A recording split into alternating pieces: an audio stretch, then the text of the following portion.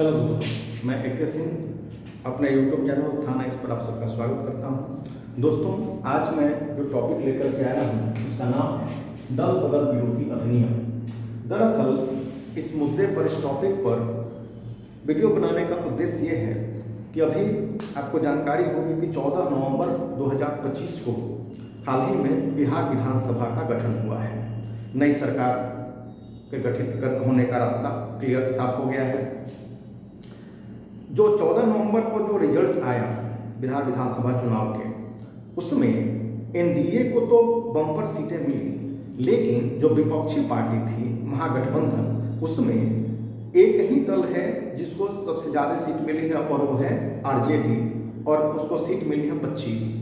जैसा कि आप लोग जानते हैं कि बिहार विधानसभा में विपक्ष का दर्जा प्राप्त होने के लिए 1/10 हिस्सा यानी 25 सीटें चाहिए। तो अगर एक भी सीट अगर कम हो जाती तो RJD को विपक्ष का दर्जा नहीं मिलता, और जो तेजस्वी यादव हैं उनको विपक्ष का जो है नेता होने का दर्जा नहीं मिल पाता। लेकिन संयोग है कि उनको 25 सीटें ही मिली। लेकिन इस बीच में अफवाह यह उड़ाया जा रहा है कि हो सकता है कि उनके जो विधायक हैं, वो कुछ विधायक जो हैं उनको उनके पार्टी को छोड़ करके NDA में शामिल होंगे। हालांकि ये अफवाह है, हो सकता है वास्तविकता भी हो। तो हम लोग जो है इस संभावना पर जो है विचार करने का प्रयास करते हैं। देखिए, जैसा कि संविधान में प्रावधान है, हालांकि मूल संविधान में प्रावधान नहीं था, यह प्रावधान जो है 10वीं अनुसूची के रूप में जो है 52वां संविधान संशोधन द्वारा 1985 में शामिल किया गया। हम सभी जानते हैं कि हमारा जो मूल संविधान था उसमें 22 भाग थे, 395 अनुच्छेद थे और 8 अनुसूचियां थी। वर्तमान संविधान में अगर देखा जाए तो आपको 25 भाग हैं, 445 से ज़्यादा अनुच्छेद हैं और 12 अनुसूचियां हैं। तो दल बदल विरोधी अधिनियम, दरअसल यह अधिनियम क्यों लाया गया था? तो हम सभी जानते हैं कि लोकतंत्र के दो स्वरूप होते हैं, पहला प्रत्यक्ष लोकतंत्र और दूसरा प्रतिनिधिक लोकतंत्र। प्रत्यक्ष लोकतंत्र में होता क्या है कि आम जनता प्रत्यक्ष रूप से यानी स्वयं भागीदार होती है नीति निर्माण करने में और उसका पालन कराने में।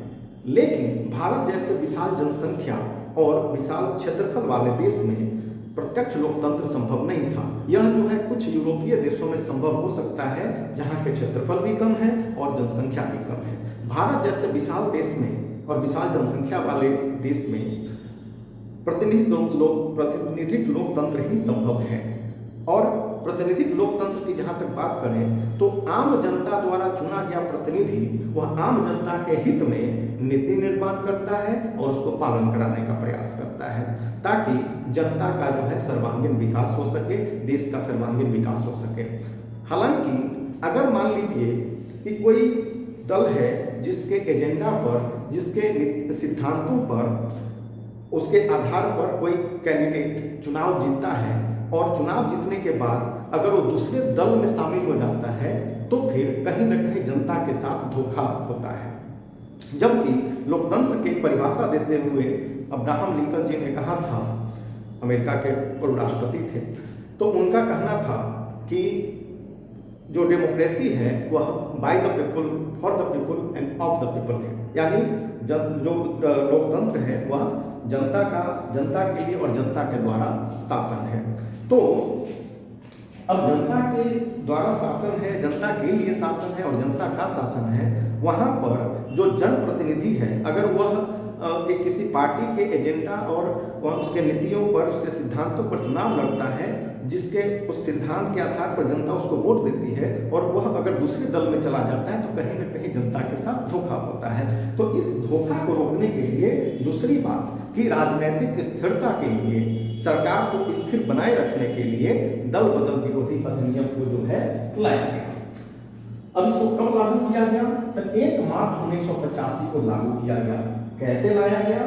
तो 52वां संविधान संशोधन करके 10वीं अनुसूची में दल बदल विरोधी अधिनियम को जोड़ा गया या शामिल किया गया। इसके अंतर्गत प्रावधान क्या थे?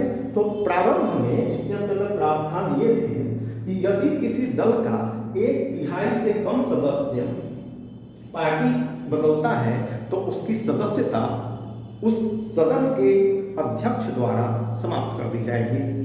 लेकिन 91वां संविधान संशोधन 2003 के द्वारा इस प्रावधान को और कठोर बनाया गया, जहां 1/3 के जगह पर 2/3 सदस्यों की बात की गई। अर्थात यदि किसी दल से 2/3 सदस्य से अगर कम सदस्य उस पार्टी को छोड़ते हैं या पार्टी बदलने का प्रयास करते हैं तो उनकी सदस्यता जो है समाप्त कर दी जाएगी। तो इस तरीके से जो है कहीं ना कहीं भारतीय संविधान को मजबूती देने का, लोकतंत्र को मजबूती देने का प्रयास किया गया, राजनीतिक स्थिरता को बनाए रखने का प्रयास किया गया। और इस तरीके से हम लोग देखते हैं कि भारतीय लोकतंत्र को मजबूती देने के लिए समय समय पर जो महत्वपूर्ण संविधान संशोधन हुए हैं उनमें से एक संविधान संशोधन 52वां संविधान संशोधन 1985 भी है, जिसके अंतर्गत 10वीं अनुसूची को जोड़ा गया था। हम सभी जानते हैं कि कुल 12 अनुसूचियां हैं, तो 11वीं जो अनुसूची है वह 73वें संविधान संशोधन 1992 द्वारा और 12वीं अनुसूची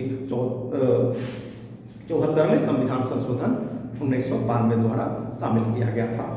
तो दोस्तों आज की बात यहीं तक, फिर अगले टॉपिक में हम लोग मिलेंगे। तब तक के लिए बहुत बहुत धन्यवाद।